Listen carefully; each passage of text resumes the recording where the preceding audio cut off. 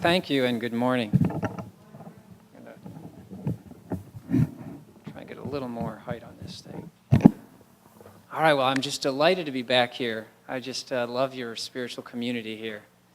And you know, Katie, as Katie's made her announcement, I had a flashback that it was more than, it was 20, I guess 22, almost 23 years ago. Yeah, it was actually, you know, in the fall, but that we walked into Unity Church of the Hills. Our daughter was 2 years old, toddling around, and our son was just like 3 months old. And we were the beneficiaries of our children going through that Sunday school program for, you know, their entire life up to, you know, up through high school. And they learned so much through that program. And of course, as parents, we did everything we could. But as Katie was encouraging you all, it's not just the parents. It's really everyone can really make a difference in the lives of our children. And sometimes also it's nice for the kids to hear these ideas from someone other than their parents and to feel that love and support that a spiritual community offers. So today I've got a delicious little topic or a delicious little idea to share with you all. And you know, every one of us in one way or another, we've got some kind of spiritual practice, or we've got our favorite books, or we listen to some videos, or whatever it is, and we're getting spiritual ideas. And these spiritual ideas uplift us, give us ideas to work with. But what I found is that we can sometimes just get so caught up in the daily grind. Life gets busy, we're on the gerbil wheel, you know, we just forget all those spiritual ideas just sort of go out the window, and we're facing the drama or the crisis of the day. And so what I've found is useful is to have sort of a larger framework from which to operate. You know, something that when things get crazy, we can sort of remind ourselves of. And sometimes it's that framework which we can sort of rely upon. And that's where we plug in all these spiritual truths. And as an example of one of these frameworks, you know, over the last 5 years or so, it's been popular to say when things are not going well in my life or things seem to be happening to me, you work with the idea that things are not happening to me, they're happening for me. And that's a really good way to look at things. It's like when life gives you lemons, you make lemonade. But the idea is that it takes us out of that sense of victimhood and gives us an opportunity to look for the good in any situation. Look for an opportunity for spiritual growth. Maybe be willing to see things a little bit differently and change our interpretation. And then we might realize, oh, okay, well, maybe that's not, what I'm perceiving is not exactly, you know, the way it is. Maybe my perception can change. And sometimes the situation doesn't change at all, but by seeing it as an opportunity for growth, we learn all that we can from that. So that's what I mean by, you know, the idea of a framework here. Excuse me. And we need this because we need these reminders of who we really are as eternal spiritual beings. It's so easy to sort of lose sight of things and we can't see the forest because we're stuck, you know, looking at a few trees. So I'm going to share one with you today that I think might be useful, and if it works for you, great. If not, you know, you can just put it up on a little shelf labeled, you know, maybe I'll think about that later. So what we're going to talk about today is dreams, and in a slightly different way. But before we jump into that, let's talk about dreams the way that we typically look at them, and the way that the Unity movement started with a great interest in dream interpretation. So, you know, both Charles and Myrtle Fillmore started the Unity movement. And Charles, in particular, was fascinated with interpretations of dreams. And so they had parents in groups at Unity Village, and they would get together and interpret their dreams and try and figure out what they meant. And you could even write, in the same way that you could write to Silent Unity with a prayer request, or you could write to Unity and you would describe the dream that you had, and then somebody would actually interpret your dream and then mail you a letter back, and then you'd sort of get your answer to what your dream might have meant. And there's even a book that they put together, or a booklet, called The Inner Vision, or Dreams and Their Interpretations. And there's little testimonies in the back about how, wow, that interpretation really helped me to see things differently. And so that was one aspect of dream interpretation. Charles was also very fascinated with the idea of receiving guidance or direction through dreams. And so early on, he was still doing his real estate business, and so he would go to bed, you know, with the idea of looking for an idea or some guidance on some business problem that he had. And so obviously there's a lot of stories in the Bible where the people were receiving inspiration or guidance. Turns out I looked this up, there's 22 dreams described in the Bible, mostly in Genesis and Daniel and Matthew. And they would receive inspiration, maybe a prophetic information or something that they needed. But today we're going to look at dreams a little bit differently. And a great way to start this, I'm going to share a kind of story or an analogy that I heard once at a Gary Renard seminar, and it really stuck with me. And so I'm going to share this with you in the form of a meditation. And so I encourage you to just clear your lap and relax.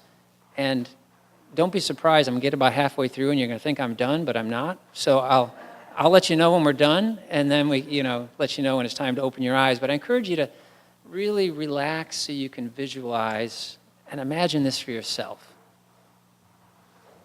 So imagine that you have a child or a grandchild or perhaps a niece or a nephew, but you already put this child or grandchild to bed, and a couple hours ago. Now it's time for you to go to bed. So you walk into their room and check on him or her. Let's say it's a daughter or a granddaughter or a niece. And she's tossing and turning, and she's clearly uncomfortable, but it's not a full-on nightmare. But she's clearly distressed. And you don't want to scare her awake, by jolting her or anything. So you just sit on the corner of her bed, gently caressing her cheek or her forehead. And you let her know that it's okay. You're still at home, safely in bed. You've never left. And that nothing can harm you, no matter how real or how scary it seems. You're safe right here. I'm with you. And I love you. And I will always love you, no matter what seems to happen. What you're seeing, no matter how real it seems, it's only a dream. And you can wake up anytime you choose. And when you do wake up, I'll be right here by your side to welcome you back and to hold you and to comfort you. And in the same way that we give comfort to our child or grandchild or niece or nephew, the Holy Spirit does the same thing with us.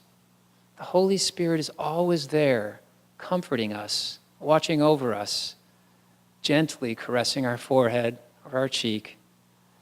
And when the life seems challenging and things seem out of control, and maybe it feels like the nightmare that our child or grandchild was experiencing, the Holy Spirit is right there, sitting on the edge of our bed, available and comforting us and whispering gently in our ears.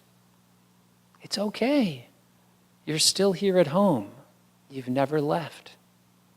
Nothing, absolutely nothing can harm you, no matter how scary or no matter how real it seems. You're safe right here. I'm with you. And I will love you. I always will love you, no matter what seems to happen. What you're seeing right now is only a dream, and you can wake up anytime you choose.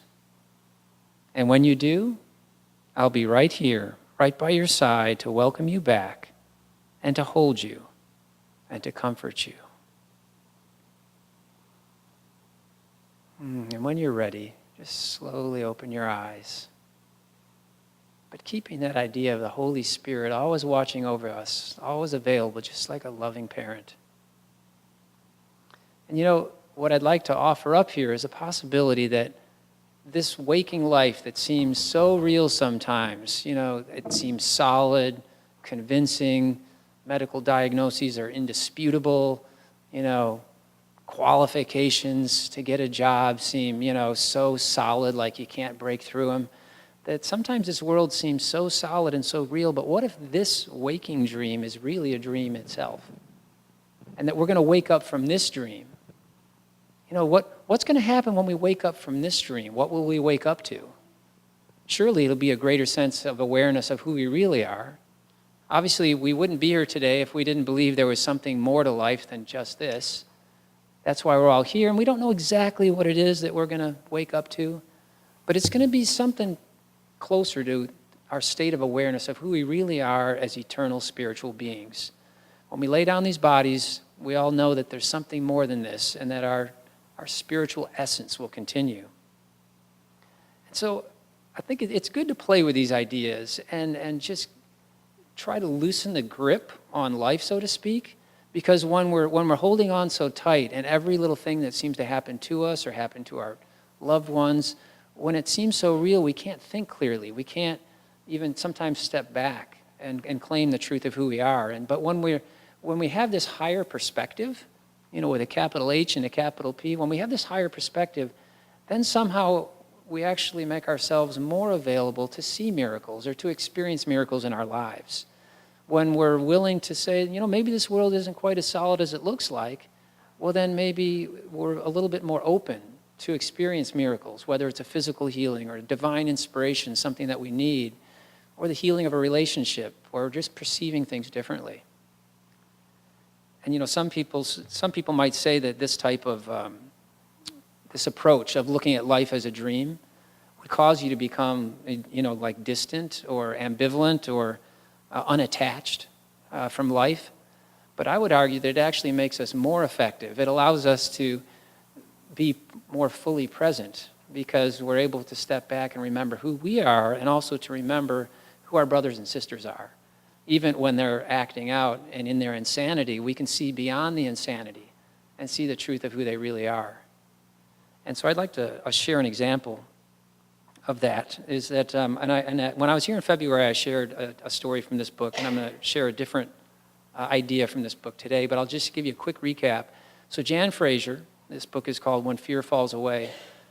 She had gone through a series, like 15 or 16 years of annual mammograms, and she was absolutely terrified each time in the weeks leading up to it, and then waiting for the radiologist report, and then there were a couple times there was a false positive. She had to get a biopsy, and as she describes very well just the fear that she was living in, and just it was a crippling fear that she just couldn't even function hardly. But when it all came down to it, eventually the night before a mammogram, she said one simple prayer, and her prayer was, could we maybe do this tomorrow without being terrified? That was her entire prayer. Could I maybe do this tomorrow without being terrified?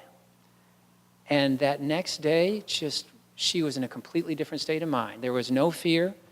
She went through the paces, whatever needed to be done, but fear had completely left her. But it not only left her for that particular incident, all fear had fallen away from her life entirely. And she was in a state of bliss. And this state of bliss, actually, it took her a little while to adjust to it, and she describes it beautifully, sort of in the form of a diary, and how she was adjusting to this new life. But then as she sort of adjusted to it, she realized that she was able to be more effective and more present with this higher state of consciousness and perspective where she wasn't, caught up on the gerbil wheel, so to speak. She had stepped off and she was able to see things from a higher perspective. So she shares this, talking about this state of mind that she was in. It is not as though ordinary life doesn't go on. It's just that it ceases to feel ordinary. It's just that whatever you do with that awareness underlying it is radically improved. Improved in clarity, in power, improved in its capacity to generate joy, and to accept difficult situations. It isn't as though you have to choose between these modes. Not at all. Well, actually, most everyone does choose. They opt quite unconsciously not to choose the transcendent mode. I like that term, a transcendent mode, or a transcendent way of looking at things, rising above things. But having turned toward it, having longed for it, having opened your mouth even briefly to its bottomless cup, you begin to be established in it. And you don't lose the other along the way, not at all. You just improve it dramatically.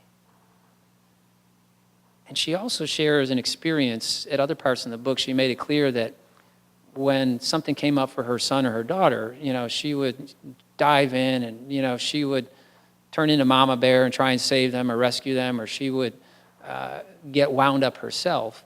Because obviously she's trying to do what's right for them, but she was herself caught up in things. So then she describes what happened after she had sort of changed this state of consciousness.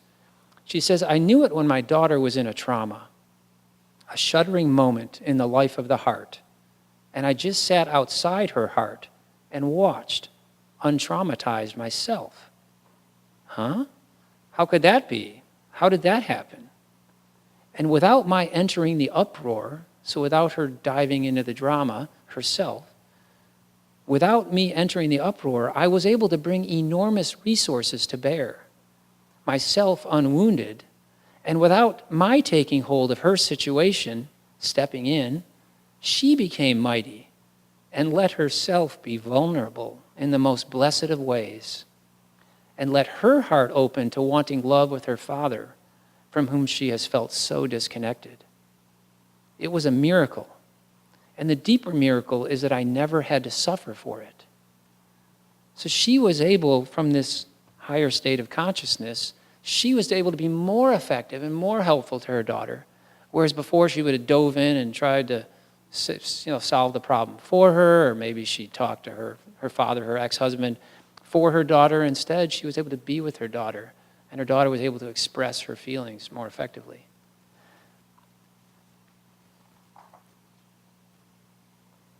So really, this is what we're trying to do, is achieve that state of consciousness ourselves.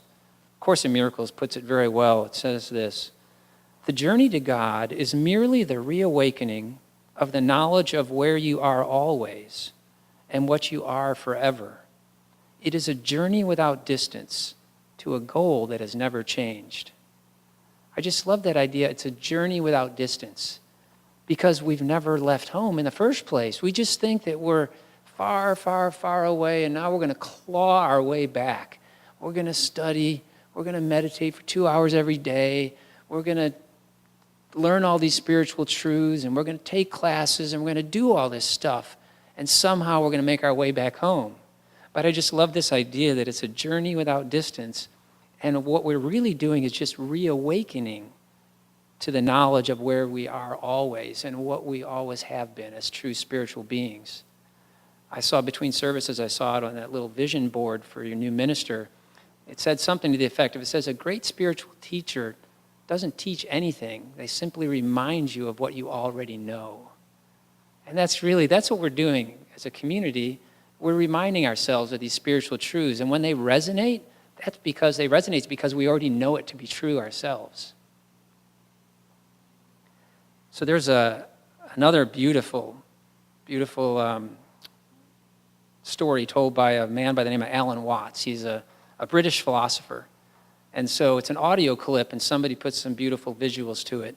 And so we're going to play this. And if you're a visual person, go ahead and look at the visuals while you're enjoying the audio. And if you're more of an auditory person, you might just want to close your eyes. But it also helps that this Alan Watts guy, he's got this really awesome British accent. So it makes everything he says is really authoritative. And so we got that ready to go, Nancy? Oops, maybe not. We have a backup plan just in case.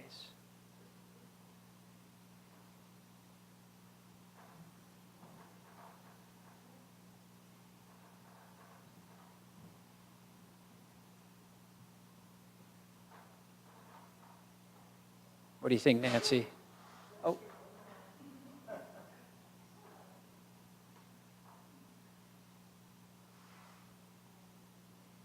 The whole sound system has been rebooted 3 or 4 times today.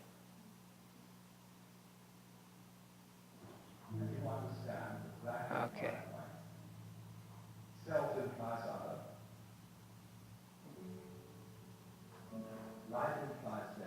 Can we rewind that to the beginning?